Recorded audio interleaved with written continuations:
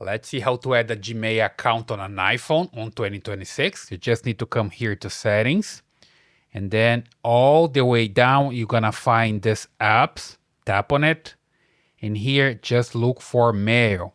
You can just go down or you can just search for it. And here you have it, mail.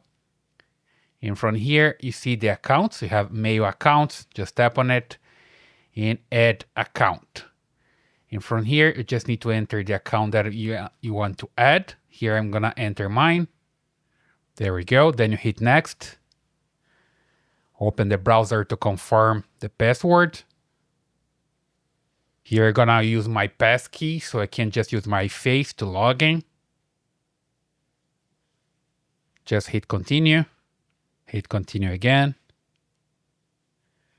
And you're good to go. You see here, that's done. Just hit save. And you can come here to your mail app.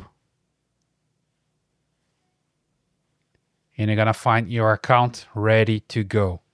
Very simple. Basically, that's the way you can add a Gmail account to your iPhone in 2026. Leave your comments, subscribe, and I see you in the next one.